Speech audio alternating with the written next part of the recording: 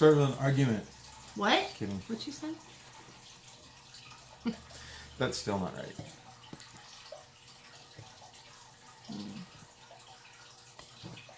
Okay? Yeah. All right, here we go. Welcome to this week's episode of A Sold Out Marriage. I am unshaven, and I still have a frog in my throat from being sick. But this still week, sexy as always.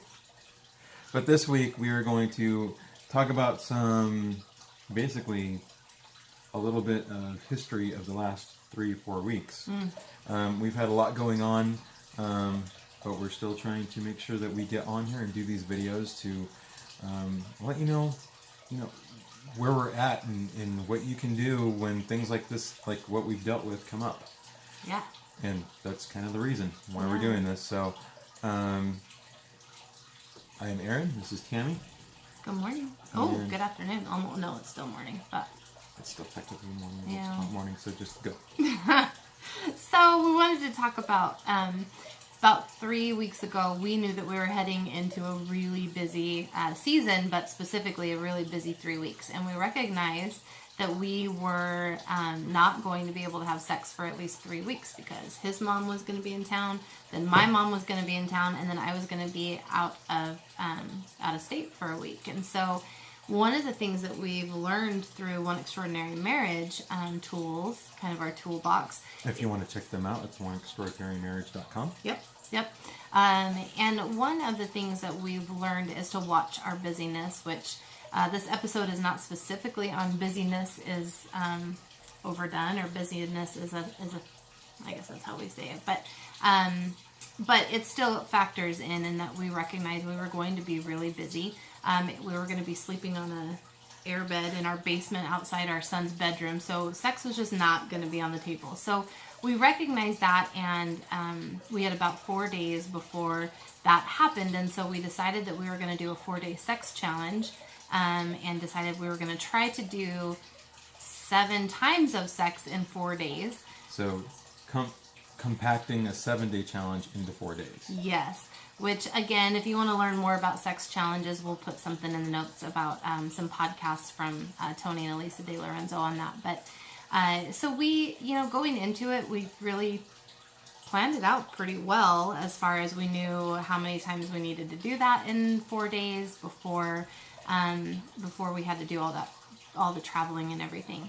So we got to our 6th time and found, as we have with every sex challenge that we have done, in that, yes, it's a good portion about it is about the sex, a good portion of the challenge is about the sex, but majority of it, as we've learned every time, is actually about the communication and the expectations and working through the challenges that come up. And so the challenge that we had came when I realized that we had sex that night, but then in the morning we hadn't. So I realized that we were only going to have the afternoon and that same night, and we need some hours in between if we're going to do it twice in a day. So I had thought that I communicated with Aaron about the fact that we were going to spend time together that afternoon. But by spend time together, I'm not sure that I was very clear on what my expectations were probably for that time. And so he was gone working. I had worked that morning. And while he was gone, I fancied up our living room. The kids are gone at school. So I decided I was going to initiate, and I was going to do a super sexy initiation. So our living room was all decked out with blankets and pillows and a fireplace and candles and like the whole 9 yards, including like a businessy, like sexy outfit that I had put on for him. And then I waited. And I waited. And I waited some more and realized we were running out of time before the kids came home, and he still wasn't home yet. So I think really what it boiled down to, and of course I was so disappointed and so angry and frustrated and did not very wisely communicate probably that feeling of rejection that I was having. So instead I took it out on him by just being mad, which is never a good plan. So really, I feel like what we learned from that was the communication piece. was.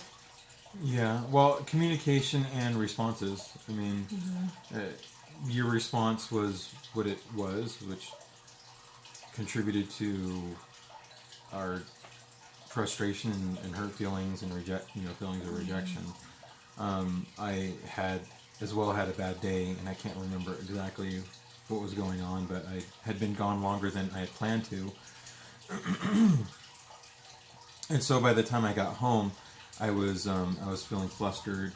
I kind of get blinders on. I don't see anything but exactly what I'm focused on trying to do when I'm in that state, and really little things started to irritate me. It's usually when we have big blow-ups, not big blow-ups, but big issues that come up that I usually can have a pretty calm head and be able to deal with things. But when it's little things that I guess inside or subconsciously I feel like it's ridiculous not to be able to keep track or keep control of, then that starts tripping me up, and I start, sometimes I'll respond poorly, especially if I'm tired and already frustrated. And so, she had this great setup in the living room. She cleaned it, she made it nice, and I walked right past it, not realizing what she had done. And and there was a failed text. So I had also texted him, feeling like, ooh, if I text him, then he'll really know what we're doing when he comes home. And so I texted a picture of the living room, and I also felt like I didn't realize that he didn't get it because it never actually sent. Like, I went back and looked, and it didn't ever actually send, but I assumed it had, and when I did that, I assumed that he was ignoring me. And then when he walked right past it when he got home and was frustrated about stuff, it just felt like one big blow off. Like I just ignored it on purpose. And so she came into the miscommunication feeling rejected. I came into it frustrated about stuff that had nothing to do with what she was wanting to do, and she thought I thought that you were feeling like I was even mad at you, even though it had nothing to do. Yeah. My bad day had nothing to do with you. Yeah. But yeah. I did feel bad as well at making you upset. And then you tried to save it, and I think that's where reactions come in, and I think that's where we've learned this over and over again. But something that we're working on is our reactions to things, and in this particular case, once you realized what had happened, you tried to save it, but I was too mad by then, and so I didn't make very good choices. And I mean, at that point, I didn't realize that the text hadn't gone through still.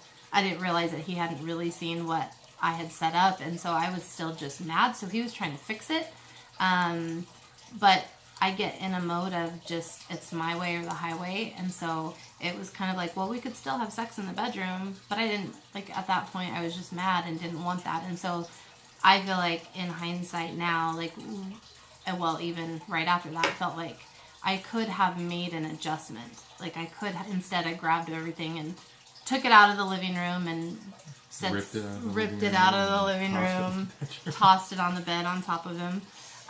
So that just went south, and that is also okay, because been realizing over the years that there's actually an episode that Tony and Elisa did called It's Not All Bad or All Good. And in fact, a listener had mentioned that recently about them finding that podcast. I'll put that in like our YouTube notes, because that's actually a podcast years ago, and it's basically over the same thing. Like, our reactions are really a struggle for us, and we're trying to work through that. But yeah, I think we're done. Yeah, well, and just to kind of touch base a little bit on one of the things we've talked about before, and if we need to, we can go into depth with it again. But this is all part of the intimacy lifestyle that we were trying. That we were taking a facet of it, which is the sex challenge, and trying to kind of modify it for our needs. And sometimes it works and sometimes it doesn't, and that's the point. And you just need to forgive each other and move on and learn from whatever happens. That way, next time we can be aware, perhaps making sure that a text goes where it needs to go, or making sure that when I say I want to be home at a certain time, that maybe I try harder and not let something distract me. But I and think it wasn't even that, but it was just just stuff that we need to do that maybe can be done later. Yeah. Well, and I just think the last thing probably is I did want to say that in all of that, celebrate your little successes too, because we still had sex 5 times in 4 days. That's a win. Pretty good. That's how we did it. All right, you guys, have a good week. We'll see you next Monday. Bye. Bye.